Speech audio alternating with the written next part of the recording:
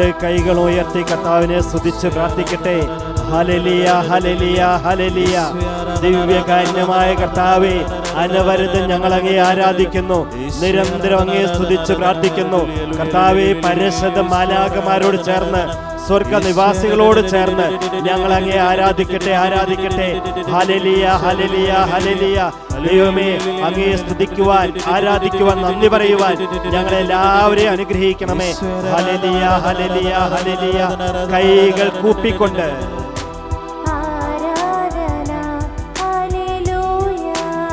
ഒന്ന് ചേർന്ന് ആരാധിച്ച്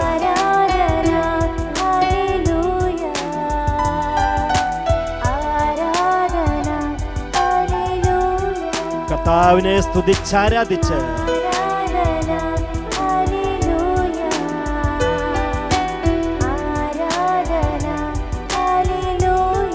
പൂർണ്ണമായും സമർപ്പിച്ച്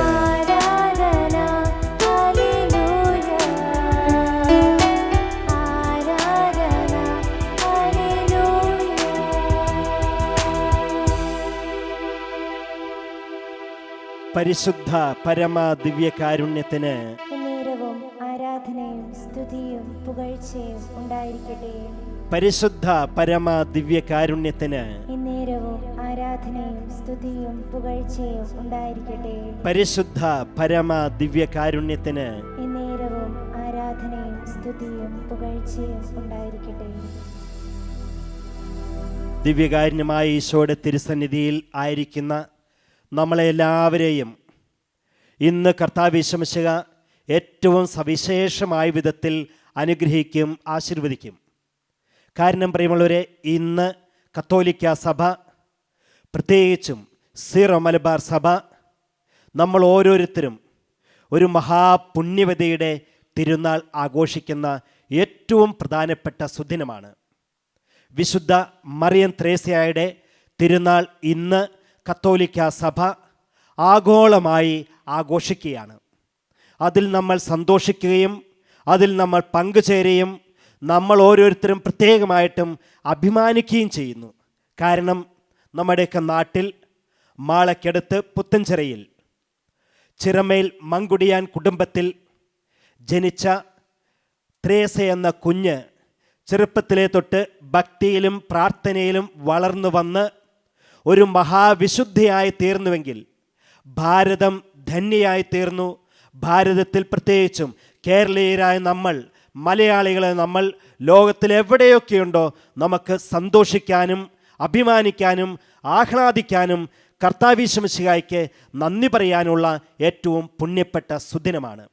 1876 ഏപ്രിൽ 26 ത്രേസ്യ എന്ന കുഞ്ഞ് മങ്കുടിയാൻ കുടുംബത്തിൽ തോമയുടെയും താണ്ടമ്മയുടെയും മകളായി ജനിച്ചത്. പ്രിയപ്പെട്ടവരെ, ഓർക്കുക, 1876 മെയ് 3 ജ്ഞാനസ്നാനം സ്വീകരിക്കുകയും 1886 മെയ് 25 10ാമത്തെ വയസ്സിൽ പ്രഥമ ദിവ്യകാരുണ്യ സ്വീകരണം നടത്തുകയും ചെയ്ത ത്രേസ്യ എന്ന കുഞ്ഞ് 1888 മാർച്ച് 2 ഓർക്കണം, വെറും 12ാമത്തെ വയസ്സിൽ അമ്മയെ നഷ്ടപ്പെട്ടു. അമ്മ മരിച്ചുപോയി. അന്ന് ഈ ത്രേസ്യ എന്ന കുഞ്ഞ് സ്വർഗീയമായ ഒരു പ്രത്യേകമായ ദിവ്യ അനുഭൂതിയാൽ പരിശുദ്ധ കന്യാമറിയത്തെ തന്നെ തൻ്റെ സ്വന്തം അമ്മയായി സ്വീകരിച്ചു.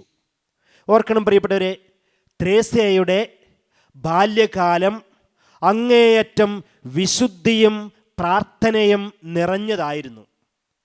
ആ കാലഘട്ടത്തിലുണ്ടായിരുന്ന മറ്റേത് കുഞ്ഞുങ്ങളിൽ നിന്നും വ്യതിരിക്തമായ ഏതൊക്കെയോ വലിയ ആത്മീയ സവിശേഷതകളാൽ പൂരിതയായിരുന്നു ത്രേസ്യ എന്ന ആ കുഞ്ഞ്. ഓർക്കണം, ചെറുപ്രായത്തിലെ തന്നെ, അതായത് 3-3.5 വയസ്സുള്ളപ്പോൾ തന്നെ മുതിർന്നവരോട് ചേർന്ന് നിന്നുകൊണ്ട് ജപമാല വളരെ സ്ഫുടമായി ചൊല്ലി കാഴ്ചവെച്ചിരുന്നു. ഒരിക്കൽ ചോദിച്ചു, കുഞ്ഞെ, ഇതെങ്ങനെയാണ് ഇത്ര ചെറുപ്പത്തിലെ ഇങ്ങനെ ജപമാല ചൊല്ലാൻ പഠിച്ചത് എന്ന്. ത്രേസ്യ എന്ന കുഞ്ഞു പറഞ്ഞു, എന്നെ ഇത് പരിശുദ്ധ കന്യാമാതാവ് പഠിപ്പിച്ചതാണ് എന്ന്. മാത്രമല്ല പ്രിയപ്പെട്ടവരെ, ഇങ്ങനെ ചെറുപ്പത്തിലേ തൊട്ട് ഭക്തിയിലും വിശുദ്ധിയിലും വളർന്നു വന്നിരുന്ന ആ ത്രേസ്യ കൂട്ടുകാർക്ക് ബൈബിളിലെ കഥകളും ഒപ്പം വിശുദ്ധരുടെ അങ്ങേയറ്റം പ്രചോദനാത്മകമായ കഥകളും പറഞ്ഞു കൊടുക്കുക ജീവിതത്തിൻ്റെ നിത്യ സംഭവമാക്കി തീർത്തു. ത്രേസ്യ പറയുന്ന ബൈബിൾ സംഭവങ്ങളും വിശുദ്ധരുടെ കഥകളും കേൾക്കാൻ നൂറുകണക്കിന് ഒത്തിരിയേറെ കുട്ടികൾ ത്രേസ്യയുടെ ചുറ്റും കൂടുക നിത്യസംഭവമായിരുന്നു, പതിവായിരുന്നു. ഓർക്കണം പ്രിയപ്പെട്ടവരെ, ഇങ്ങനെ കുഞ്ഞുനാളിൽ തന്നെ ആരും പറഞ്ഞു കൊടുക്കാതെ വളർന്ന് വിശുദ്ധിയിലും പ്രാർത്ഥനയിലും വളർന്നു വന്ന കുഞ്ഞാണ്. കൂട്ടുകാരിൽ ആരെങ്കിലുമൊക്കെ ഏതെങ്കിലും നുണ പറയുകയോ എന്തെങ്കിലും തെറ്റ് ചെയ്യുകയോ പാപം ചെയ്യുകയോ ചെയ്താൽ ഈ ത്രേസ്യ ചെയ്തിരുന്ന കാര്യം അവരെ ഓർത്ത് അവരിങ്ങനെ നുണ പറഞ്ഞല്ലോ, തെറ്റ് ചെയ്തല്ലോ എന്നോർത്ത് ഒറ്റയ്ക്കിരുന്ന് ഒത്തിരിയേറെ നേരം സങ്കടത്തോടെ കരയുമായിരുന്നു. ഇതാണ് ത്രേസ്യയുടെ ബാല്യകാലം വിശുദ്ധിയിലും ഒപ്പം അങ്ങേയറ്റം പ്രാർത്ഥനയിലും വളർന്നു വരുവാൻ ഇടയാക്കിയത്. ഓർക്കണം പ്രിയപ്പെട്ടവരെ, ഈശോയിൽ മാത്രം സന്തോഷം കണ്ടെത്തി നന്നേ ചെറുപ്പത്തിലെ തന്നെ വളർന്നു വന്ന ഒരു കുഞ്ഞാണ് ത്രേസ്യ. നാടിനും വീടിനും ആ പരിസരത്ത്, പുത്തഞ്ചിറ പരിസരത്തൊക്കെ ഉള്ളവർക്ക് ഇതൊരു വളരെയേറെ സംസാര വിഷയമായി. അതുകൊണ്ട് നമുക്കറിയാം, നമുക്കൊക്കെ ഒരു നിക്നെയിം ഉണ്ടായിരിക്കും, ഒരു രണ്ടാം പേര് എന്ന വിധത്തിൽ ഒരു കളിപ്പേര്. ത്രേസ്യയ്ക്ക് കൂട്ടുകാർ ഇട്ടിരുന്ന പേരെന്നതാണോ? നമുക്കൊക്കെ ഉള്ളത് ബാക്കിയുള്ളവർ കേൾക്കുമ്പോൾ ചിലപ്പോൾ ചിരിക്കുന്ന പേരോ എങ്ങനെയെങ്കിലും ആയിരിക്കും. ത്രേസ്യയ്ക്ക് അന്ന് ത്രേസ്യയുടെ കൂട്ടുകാരികൾ എല്ലാവരും കൂടെ ഇട്ട പേര് പുണ്യവാളത്തി എന്നാണ്. കുഞ്ഞു ത്രേസ്യയെ കാണുമ്പോൾ എല്ലാവരും പറയും, ദേ പുണ്യാളത്തി വരുന്നു എന്ന്. ആ പ്രാർത്ഥനയും ആ വിശുദ്ധിയും ആ ചൈതന്യവും ഇങ്ങനെ ഒരു പേര് നൽകാൻ കൂട്ടുകാരികളെ, നാട്ടിലുള്ളവരെ പ്രേരിപ്പിച്ചു. മാത്രമല്ല, അന്ന് കാലത്ത് മുതിർന്നവരോട് കൂടി എല്ലാ ദിവസവും വിശുദ്ധ കുർബാനയ്ക്ക് പള്ളിയിൽ പോകാൻ ഈ 3-3.5 വയസ്സുള്ള കുഞ്ഞ് ശ്രദ്ധിക്കുമായിരുന്നു അന്ന് തൊട്ടേ. അതുകൊണ്ട് പലരും കളിയാക്കി, കൂട്ടുകാരികൾ കളിയാക്കി. കാരണം അന്ന് പ്രായമായവർ, മുതിർന്നവർ മാത്രമേ ഉച്ച കഴിഞ്ഞ് വിശുദ്ധ ബലി സംബന്ധിക്കാൻ പോവുകയുള്ളൂ. ഈ കുഞ്ഞാകട്ടെ ഇത്രേ ചെറുപ്രായത്തിലെ ദേവാലയത്തിൽ പോകുന്നത് കണ്ടപ്പോൾ എല്ലാവരും കളിയാക്കി പറഞ്ഞു, ഇതേ ഒരു മുത്തശ്ശി പോകുന്നുവെന്ന്. പക്ഷേ പ്രിയപ്പെട്ടവരെ, ഇതൊന്നും ത്രേസ്യ എന്ന കുഞ്ഞിനെ വിശുദ്ധിയിൽ നിന്ന്, പ്രാർത്ഥനയിൽ നിന്ന്, ദേവാലയത്തിൽ നിന്ന് അകറ്റുന്നതിന് കാരണമായി തീർന്നില്ല. പൂർവാധികം ഭക്തിയോടെ പ്രാർത്ഥിച്ചു. പ്രിയപ്പെട്ടവരെ, ചെറുപ്പം മുതലേ പ്രാശ്ചിത്തവും ഒത്തിരിയേറെ പ്രാശ്ചിത്ത അനുഷ്ഠാനങ്ങളും ജീവിതത്തിൽ പാലിച്ചു പോകുന്ന വ്യക്തിയാണ് വിശുദ്ധ മറിയം ത്രേസ്യയായി തീർന്ന ഈ കുഞ്ഞ്. ഓർക്കണം, നന്നേ ചെറുപ്പത്തിൽ തന്നെ ചെയ്തിരുന്ന, അനുഷ്ഠിച്ചിരുന്ന ചില വലിയ സഹനങ്ങൾ, പ്രാശ്ചിത്ത അനുഷ്ഠാനങ്ങൾ, അത് കേൾക്കുമ്പോൾ നമ്മളെയൊക്കെ അങ്ങേയറ്റം ഒരുപക്ഷെ വിഷമിപ്പിക്കുകയോ ഉദ്യോഗഭരിതരാക്കുകയോ ചെയ്തിരുന്ന ഏതാനും ചില അനുഷ്ഠാനങ്ങൾ എങ്ങനെയാണ്? മുൾവടി കൊണ്ട് ശരീരത്തിൽ ആകപ്പാടെ അടിക്കും. ചിലപ്പോൾ ചരലിൽ അനേക സമയം മുട്ടികൾ കുത്തി നിൽക്കും. പലപ്പോഴും മുള്ളിൽ കിടന്ന് ഉരുളും. പല സമയത്തും കറിയിൽ കയ്പ് ചേർത്താണ് ഭക്ഷണം കഴിച്ചിരുന്നത്. മാംസം ഉപേക്ഷിക്കുമായിരുന്നു. പ്രിയപ്പെട്ടവരെ, ഇങ്ങനെയുള്ള ഒത്തിരിയേറെ ത്യാഗങ്ങളും സഹനങ്ങളും പ്രാശ്ചിത്ത അനുഷ്ഠാനങ്ങളും ചെറുപ്പം നാൾ മുതലേ മറിയം ത്രേസ്യ ജീവിതത്തിൽ അനുഷ്ഠിച്ച് പാലിച്ചു പോന്നിരുന്നു.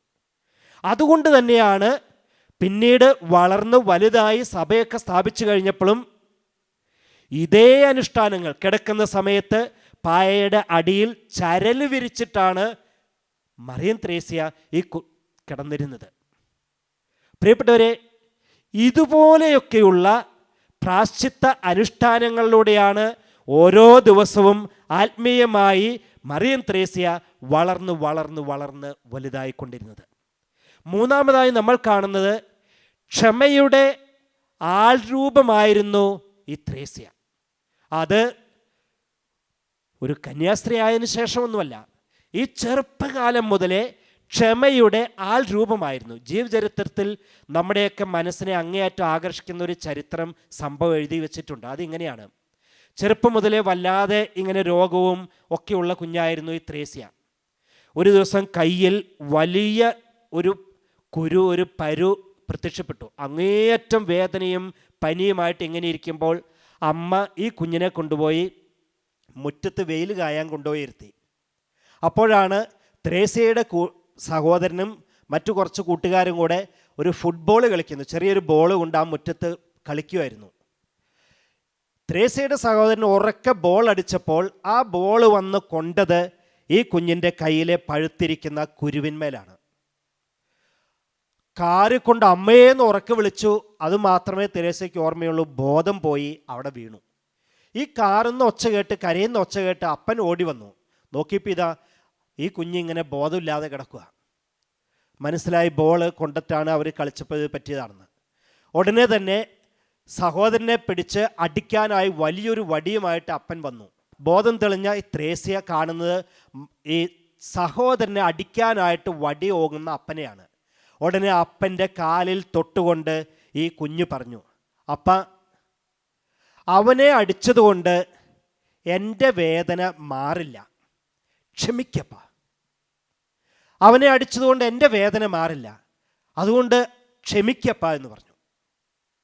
വടി നിലത്തിട്ടിട്ട് അപ്പൻ ഈ മകളോട് ചോദിച്ചു, മോളെ, നിനക്കെങ്ങനെയാ ഇങ്ങനെ ക്ഷമിക്കാനായിട്ട് സാധിച്ചത്?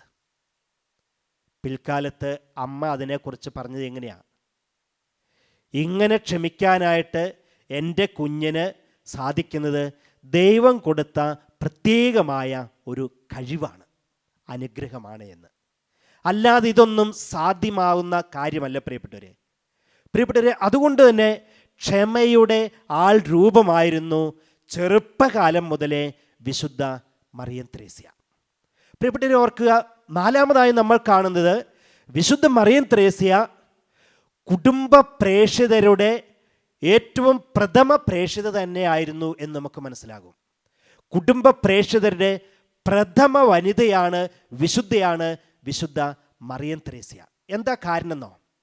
ഇങ്ങനെ കുഞ്ഞുനാൾ മുതലേ ഇതുപോലെ കുടുംബങ്ങളിൽ ചെന്ന് പരിസരത്തുള്ള കുടുംബങ്ങളൊക്കെ സ്വന്തം കുടുംബത്തെ പോലെ കാണുകയും സ്വന്തം കുടുംബത്തിലുള്ളവരെ ശുശ്രൂഷിക്കുന്നത് പോലെ പരിസരത്തുള്ള അയൽപക്കത്തുള്ള കുടുംബങ്ങളിൽ ചെന്ന് അവരെ ശുശ്രൂഷിക്കുന്നതിൽ അനിതര സാധാരണമായ ശ്രദ്ധ പുലർത്തിയ വ്യക്തിയായിരുന്നു മറിയം ത്രേസ്യ. അത് ചെയ്തിരുന്ന ഒത്തിരിയേറെ പ്രവർത്തനങ്ങൾ എങ്ങനെയാണ്? വീടുകളിൽ ചെന്ന് മക്കളാൽ ഉപേക്ഷിക്കപ്പെട്ട വൃദ്ധരായ മാതാപിതാക്കളെ അവരുടെ അടുത്ത് ചെന്ന് അവരെ സാന്ത്വനിപ്പിക്കും, അവരെ കുളിപ്പിച്ചു കൊടുക്കും, അവരുടെ ശരീരത്തിലെ കയ്യിലോ കാലിലത്തൊക്കെ മുറിവുകളൊക്കെ നന്നായി കഴുകി വൃത്തിയാക്കി മരുന്ന് വെച്ച് കെട്ടിക്കൊടുക്കും, അവർക്ക് ഭക്ഷണം കൊണ്ട് കൊടുക്കും, മരുന്ന് വാങ്ങിച്ചു കൊടുക്കും. ഇത് ഓർക്കണം, സഭയിൽ ചേർന്നതിന് ശേഷം ചെയ്ത കാര്യങ്ങളല്ല, ശുശ്രൂഷകളല്ല. ചെറുപ്പം മുതലേ കർത്താവ് തോന്നിപ്പിച്ച വിധത്തിൽ മറിയം ത്രേസ്യ ശീലിച്ച, ആരും പറയാതെ തന്നെ ശീലിച്ച ഒരു കുടുംബ പ്രേക്ഷിത ശുശ്രൂഷയായിരുന്നു. പിന്നീട് 3 കൂട്ടുകാരികൾ ഈ ത്രേസ്യയുടെ ഈ അനിതര സാധാരണ ശുശ്രൂഷ കണ്ട് ത്രേസ്യയോട് കൂടെ ചേർന്ന് ഇങ്ങനെയുള്ള ശുശ്രൂഷകളിൽ വ്യാപൃതരായി തീർന്നു. പ്രിയപ്പെട്ടവരെ, അതുകൊണ്ടാണ് മറിയം ത്രേസ്യ ഇങ്ങനെ പറഞ്ഞിരിക്കുന്നത്, നിങ്ങളുടെ എല്ലാ പ്രവർത്തനങ്ങളും ദൈവം കാണുന്നുണ്ട് എന്ന് നിങ്ങൾ ഓർക്കണം. അതെ പ്രിയപ്പെട്ടവരെ, ഏത് ശുശ്രൂഷയും കുടുംബ പ്രേക്ഷിത ശുശ്രൂഷ ചെയ്യുമ്പോഴും ഇതൊക്കെ കർത്താവിന് തന്നെയാണ് ചെയ്യുന്നെന്നുള്ള ഉത്തമ ബോധ്യത്തോടെയാണ് ചെയ്തുകൊണ്ടിരുന്നത്. അടുത്തതായി നമ്മൾ മനസ്സിലാക്കുന്നത് ഓർക്കണം, സ്വർഗത്തിനും ഭൂമിക്കും ഇടയിൽ പാലം പണിത വ്യക്തിയാണ് വിശുദ്ധ മറിയം ത്രേസ്യ. എന്തിനാ നമ്മൾ അങ്ങനെ പറയുന്നത്? സ്വർഗത്തിനും ഭൂമിക്കും ഇടയിൽ പാലം പണിത വ്യക്തിയാണ് വിശുദ്ധ മറിയം ത്രേസ്യ എന്ന്. കാരണം വിശുദ്ധ മറിയം ത്രേസ്യ സ്വർഗത്തിനും ഭൂമിക്കും ഇടയിൽ പാലം പണിത് മനുഷ്യരെ മുഴുവൻ ആ പാലത്തിലൂടെ സ്വർഗത്തിലേക്ക് എത്തിക്കാനായിട്ട് പരിശ്രമിച്ചു കൊണ്ടിരുന്നു, ജീവൻ കൊടുത്ത വ്യക്തിയാണ്. ആ പാലം പണിയാനായിട്ട് ഉപയോഗിച്ച വസ്തുക്കൾ എന്തൊക്കെയായിരുന്നോ? മറിയം ത്രേസ്യ ഉപയോഗിച്ച വസ്തുക്കൾ പ്രാർത്ഥന, പ്രാശ്ചിത്ത പ്രവൃത്തികൾ, ഉപവാസം, പരിശുദ്ധി, ജാഗരണം, ഒപ്പം ജപമാല ചൊല്ലി കാഴ്ചവെക്കൽ. ഇങ്ങനെയുള്ള 6 ഘടകങ്ങൾ ഉപയോഗിച്ചുകൊണ്ടാണ് സ്വർഗത്തിനും ഭൂമിക്കുമിടയിൽ വിശുദ്ധ മറിയം ത്രേസ്യ പാലം പണിതത്. അതുകൊണ്ട് തന്നെ ഉരുക്കുപാലത്തേക്കാൾ ബലമുള്ളതും ഒരിക്കലും തകരാത്തതുമായ ഒരു പാലമാണ്. അതിലൂടെയാണ് ലക്ഷക്കണക്കിന് മനുഷ്യരെ ഭൂമിയിൽ നിന്ന് സ്വർഗത്തിലേക്ക് വിശുദ്ധ മറിയം ത്രേസ്യ എത്തിച്ചുകൊണ്ടേയിരുന്നത്. ഓർക്കണം, അതുകൊണ്ടാണ് മറിയം ത്രേസ്യ ഒരിക്കലും ഇങ്ങനെ പറഞ്ഞത്: സ്തുതിയും നിന്ദനവും സമചിത്തതയോടെ ക്ഷമയോടെ സ്വീകരിക്കുക. മിശിഹായെ അനുഗമിക്കേണ്ടത് കഷ്ടപ്പാടുകൾ സഹിച്ചുകൊണ്ടാണ്. പ്രിയപ്പെട്ടവരെ, വീണ്ടും നമ്മൾ കാണുന്നുണ്ട് വിശുദ്ധ മറിയം ത്രേസ്യ കുടുംബങ്ങളുടെ രാജശില്പിയാണ്. എന്തുകൊണ്ടാണ് വിശുദ്ധ മറിയം ത്രേസ്യ കുടുംബങ്ങളുടെ രാജശില്പിയാണെന്ന് പറയുന്നത്? കുടുംബ പ്രേക്ഷിത പ്രവർത്തനം തൻ്റെ ജീവിത വ്രതമായി സ്വീകരിച്ച് ജീവിതം അതിനു വേണ്ടി ഉഴിഞ്ഞു വെച്ചു. തകർന്ന കുടുംബങ്ങളെ ശുശ്രൂഷിച്ചും അവരെ സാന്ത്വനിപ്പിച്ചും അവർക്ക് വേണ്ടി പ്രാർത്ഥിച്ചും അവരുടെ കുടുംബങ്ങളെ തിരുക്കുടുംബങ്ങളാക്കി തീർക്കുന്നതിലും വിശുദ്ധ മറിയം ത്രേസ്യ വിജയിച്ചു. അങ്ങനെ ആക്കി തീർക്കുകയും ചെയ്തു. പ്രിയപ്പെട്ടവരെ, കുരിശിൻ്റെ തണലിലാണ് ആ ജീവിതം വളർന്നതും പുഷ്പിച്ചതും പന്തലിച്ചതും. കുരിശിൻ്റെ തണലിലാണ്. അതുകൊണ്ട് തന്നെ സ്വന്തം ക്ഷതങ്ങളാൽ ലോകത്തിൻ്റെ ക്ഷതങ്ങൾ സൗഖ്യപ്പെടുത്തുവാനുള്ള വരമാണ് മറിയം ത്രേസ്യയ്ക്ക് ലഭിച്ചത്. സ്വന്തം ക്ഷതങ്ങളാൽ ലോകത്തിൻ്റെ ക്ഷതങ്ങളെ സൗഖ്യപ്പെടുത്താനുള്ള പ്രത്യേകമായ വരമാണ് മറിയം ത്രേസ്യയ്ക്ക് ലഭിച്ചത്. അതുകൊണ്ടാണ് ഒരിക്കൽ മറിയം ത്രേസ്യ ഇപ്രകാരം പറഞ്ഞത്: ഏതൊരു ജോലിയിൽ ഏർപ്പെട്ടിരുന്നാലും ദൈവസന്നിധിയിലാണെന്ന് ഓർമ്മ വേണം. ഏതൊരു ജോലിയിലും ഏർപ്പെട്ടിരുന്നാലും ദൈവസന്നിധിയിലാണെന്ന് ഓർമ്മ വേണം. പ്രിയപ്പെട്ടവരെ, വീണ്ടും നമ്മൾ മനസ്സിലാക്കുന്നത് വിശുദ്ധ മറിയം ത്രേസ്യ തിരുക്കുടുംബ സന്യാസിനി സമൂഹത്തിൻ്റെ സ്ഥാപകയാണ് എന്ന് നമുക്കൊക്കെ അറിയാം. അതെങ്ങനെയാണ് സ്ഥാപിച്ചത്? ബഹുമാനപ്പെട്ട ജോസഫ് വിധേയത്തിലച്ചൻ പണിയിച്ചു കൊടുത്ത ഏകാന്ത ഭവനത്തിൽ തൻ്റെ ആദ്യകാലത്തുണ്ടായിരുന്ന 3 കൂട്ടുകാരികളോട് ചേർന്നുകൊണ്ട് ഏകാന്ത പ്രാർത്ഥന തപസ് ധ്യാനം ആരംഭിച്ചു. ഏതാനും കാലങ്ങൾ കഴിഞ്ഞപ്പോൾ ആ ഏകാന്ത ഭവനത്തെ അന്നത്തെ തൃശ്ശൂർ രൂപതാമെത്രാൻ ജോൺ മേനാച്ചാരി പിതാവ് ആ ഭവനത്തെയാണ് തിരുക്കുടുംബത്തിൻ്റെ സന്യാസിനി സഭ എന്ന പേരിൽ ഔദ്യോഗികമായിട്ട് സഭയായി അംഗീകരിച്ചതും പ്രഖ്യാപിച്ചതും. അങ്ങനെ പ്രഖ്യാപിക്കാനുണ്ടായിരുന്ന കാരണം എന്താണെന്നോ? ഇവരുടെ പ്രാർത്ഥന, ഉപവാസം, ഉപവി പ്രവർത്തനങ്ങൾ, ത്യാഗപ്രവർത്തനങ്ങൾ ഇതൊക്കെ കണ്ടിട്ട് പിതാവിന് മനസ്സിലായി ഇതൊരു തിരുക്കുടുംബ സന്യാസിനി സഭയായി തീരാൻ എന്തുകൊണ്ടും യോഗ്യമാണെന്ന്. എന്നാൽ ഓർക്കണം, സഭ സ്ഥാപിച്ച് വെറും 12 വർഷം കഴിഞ്ഞപ്പോൾ 50-ാമത്തെ വയസ്സിൽ വിശുദ്ധ മറിയം ത്രേസ്യ മരണമടഞ്ഞു. 1926 ജൂൺ 8-ാം തീയതി. തുടർന്ന് 1971 ഒക്ടോബർ 3-ന് നാമകരണ നടപടികൾ ആരംഭിക്കുകയും 1999 ജൂൺ 28-ാം തീയതി ധന്യ പദവിയിലേക്ക് ഉയർത്തപ്പെടുകയും ചെയ്തു. 2000 ഏപ്രിൽ 9-ാം തീയതി വാഴ്ത്തപ്പെട്ടവളായി തീർന്ന മറിയം ത്രേസ്യ 2019 ഒക്ടോബർ 13-ാം തീയതി ഫ്രാൻസിസ് മാർപ്പാപ്പയാൽ വിശുദ്ധയായി പ്രഖ്യാപിക്കപ്പെട്ടു.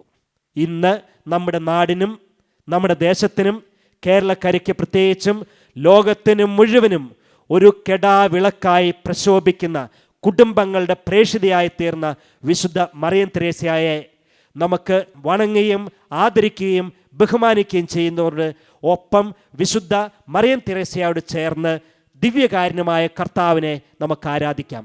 അതിനായി പ്രിയപ്പെട്ടവരെ, എല്ലാവർക്കും 2 കരങ്ങൾ നമുക്ക് തുറന്നു പിടിച്ച് ഒന്ന് സ്തുതിച്ച് പ്രാർത്ഥിച്ച് ഈ വിശുദ്ധ മഹാവിശുദ്ധിയായ വിശുദ്ധ മറിയം ത്രേസ്യയിലൂടെ നമുക്ക് കിട്ടിക്കൊണ്ടിരിക്കുന്ന അനവധിയായ അനുഗ്രഹങ്ങൾ, നിരവധിയായ അനുഗ്രഹങ്ങൾ, എത്രയോ വലിയ കൃപകളാണ് കർത്താവ് യേശുമിശിഹ മറിയം ത്രേസ്യയിലൂടെ നമുക്ക് ഓരോരുത്തർക്കും നൽകിക്കൊണ്ടിരിക്കുന്നത്. ആ അനുഗ്രഹങ്ങളെ ഓർത്ത് ദിവ്യകാരുണ്യമായ കർത്താവെ, ഞങ്ങൾ അങ്ങയെ സ്തുതിച്ചാരാധിക്കുന്നു. എല്ലാവരും 2 കൈകളും ഉയർത്തിയെന്ന് സ്തുതിച്ച് പ്രാർത്ഥിച്ച് ഈ അമ്മയോടൊത്ത് കർത്താവിനെ ആരാധിക്കാം. ഈ അമ്മയോടൊത്ത് കർത്താവിനെ സ്തുതിക്കാം.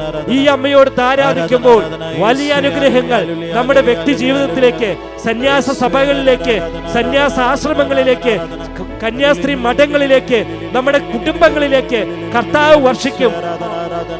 കർത്താവേ, അമ്മയോടൊത്ത് വിശുദ്ധ മറിയം ത്രേസ്യയോട് ചേർന്ന് ഞങ്ങൾ അങ്ങേ ആരാധിക്കുന്നു, ഞങ്ങൾ അങ്ങേ സ്തുതിക്കുന്നു. ഇരു കരങ്ങളും ഉയർത്തി കർത്താവിനെ സ്തുതിച്ചാരാധിക്കട്ടെ. യേശുവേ,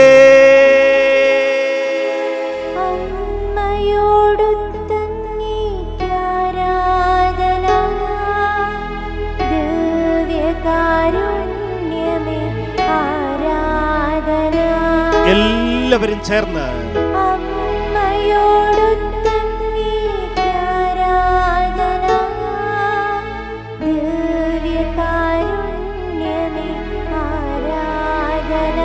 കരങ്ങൾ ഉയർത്തിപ്പിടിച്ച്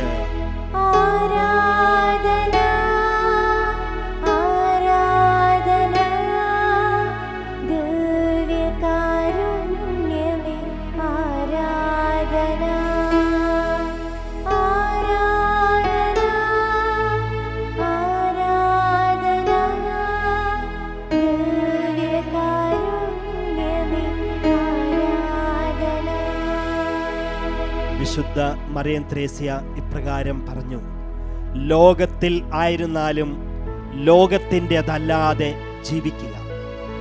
ലോകത്തിൽ ആയിരുന്നാലും ലോകത്തിൻ്റെതല്ലാതെ ജീവിക്കുക.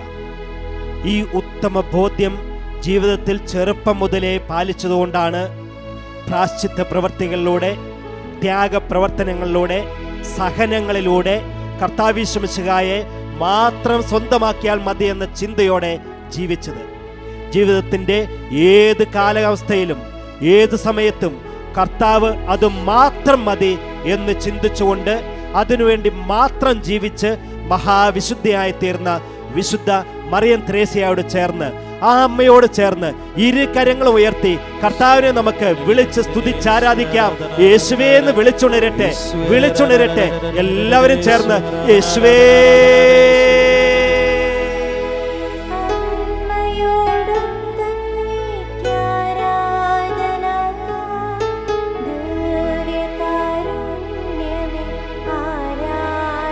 വിളിച്ചാരാധിക്കട്ടെ.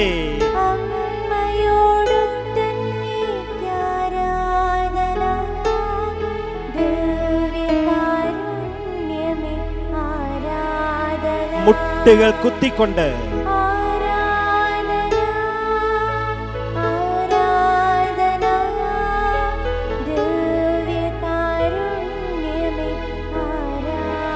ഒരുമിച്ച് ആരാധിക്കാം.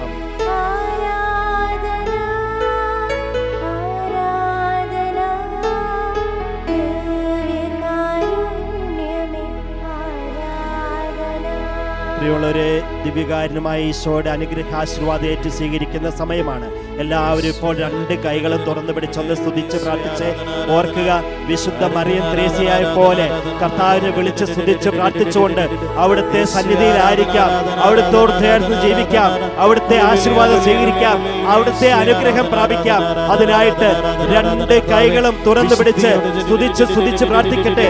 അല്പം കൂടി സ്വരം ഉയർത്തി സ്തുതിച്ചുകൊള്ളുക. ഇനിയ സ്വരമുയർത്തി സ്തുതിക്കട്ടെ. വിശുദ്ധി വളരാനുള്ള വലിയ കൃപ ഞങ്ങൾക്ക് നൽകണം. കർത്താവിന്റെ വലിയ അഭിഷേകം ഞങ്ങളുടെ ജീവിതത്തിലേക്ക് നൽകണം. എല്ലാം തിന്മയുടെ ശക്തിയിൽ ഞങ്ങൾ ഇന്ന് മാറട്ടെ. യേശുവേ ആരാധന, ആരാധന, ആരാധന. ഹല്ലേലൂയ, ഹല്ലേലൂയ, ഹല്ലേലൂയ. യേശുവേ ആരാധന, ആരാധന, ആരാധന, ആരാധന. ഞങ്ങൾ കുടുംബങ്ങളെ സമർപ്പിച്ച് പ്രാർത്ഥിക്കും. കർത്താവേ, ഞങ്ങളുടെ കുടുംബങ്ങളിൽ വിശുദ്ധി ഉണ്ടാവണമേ. യേശുവേ ആരാധന, ആരാധന, ആരാധന. യേശുവേ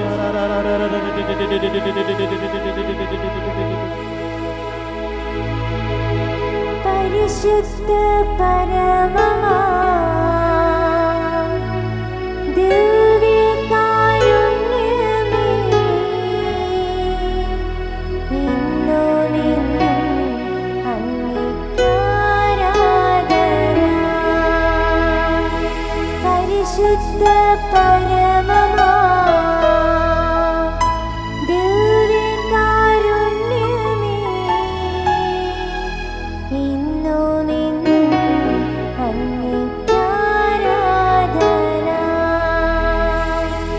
പരിശുദ്ധ